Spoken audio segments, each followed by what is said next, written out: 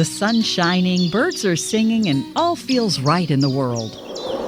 Until the season changes, and suddenly you lose your motivation to get out of bed. In fact, 1 in 5 people experience some form of depression, no matter the season or time of year. At the American Psychiatric Association Foundation, our vision is to build a mentally healthy nation for all, because we want you to live your best life and be your best you all year round. Please visit mentallyhealthynation.org to learn more. Olá! Tá começando mais um Monte Bravo Cast, o podcast da Monte Bravo Corretora. Eu sou Malena. Eu sou o Guilherme, e o assunto que mexeu com o mercado na semana passada foi um conjunto de decisões tomadas do outro lado do mundo. A China cortou taxas de empréstimo e anunciou outros estímulos para manter o seu crescimento econômico. No episódio de hoje, você vai entender o que isso tem a ver com os investimentos aqui no Brasil. Hoje é segunda-feira, 30 de setembro de 2024. Sabe quando um convidado chega num evento, faz um anúncio e gera uma onda de empolgação? Pois é, foi o que de certa forma aconteceu nos mercados globais na semana passada. O convidado, no caso, foi a China. O país anunciou uma série de medidas para estimular a economia e manter seu crescimento perto dos 5%, a meta para 2024. Entre essas medidas estão a redução do compulsório dos bancos, os cortes nas taxas de empréstimos, inclusive das hipotecas, e a diminuição da contribuição exigida para a população comprar seu primeiro imóvel. E não para por aí. A expectativa é de que novas medidas sejam anunciadas nas próximas semanas. Tudo isso para estimular o consumo e contornar uma crise imobiliária que já dura anos por lá. Mas qual é a relação entre a China e os investimentos?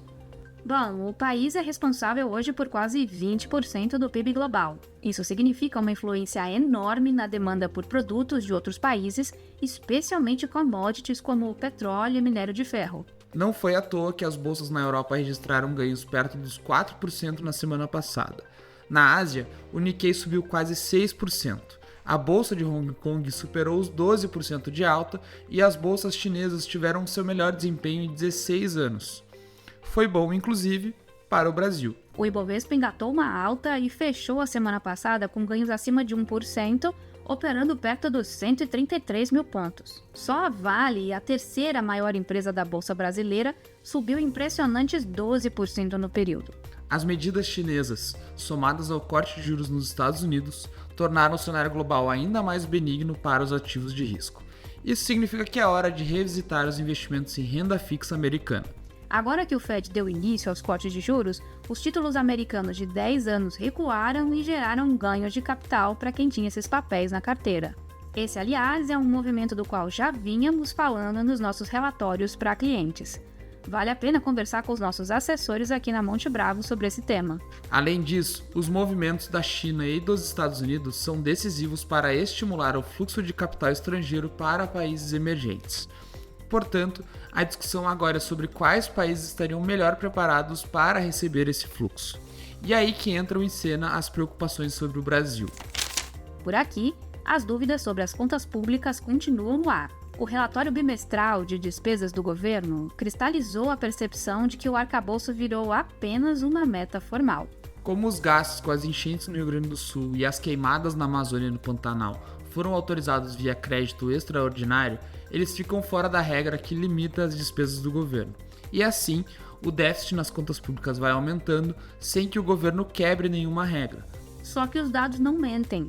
A dívida pública está crescendo, não importa a ficção contábil. Isso compromete a credibilidade do país, pressiona o dólar e, em última instância, também pressiona a inflação. É por isso que acreditamos que o Brasil deve sim se beneficiar do fluxo de capital estrangeiro, mas não tanto quanto poderia. Nossas projeções indicam algum alívio para o dólar até o final do ano e um novo ciclo de alta para o Ibovespa. O índice deve atingir 145 mil pontos até o final do ano. Enquanto isso, a renda fixa deve ficar ainda mais atraente. Na ata do Copom, que foi divulgada na semana passada, a diretoria do Banco Central deixou uma mensagem coesa de que vai perseguir a meta de 3% para o IPCA, ou seja, novas altas de juros vêm aí. Aqui da Monte Bravo, esperamos que a Selic passe dos atuais 10,75% para 12% ao ano no início de 2025. Isso deve aumentar a atratividade dos investimentos pré-fixados e daqueles com taxa acima de IPCA mais 6, por exemplo. Muitos contam, inclusive, com isenção de imposto de renda, uma oportunidade para preservar o patrimônio com um ganho real significativo. O nosso time de análise fez um estudo detalhado sobre esse tema. Você pode acessar o material completo no site da Monte Bravo, na aba de conteúdo. Agora vamos para a agenda da semana. Na quarta-feira, 2 de outubro, o IBGE divulga a produção industrial do Brasil no mês de agosto.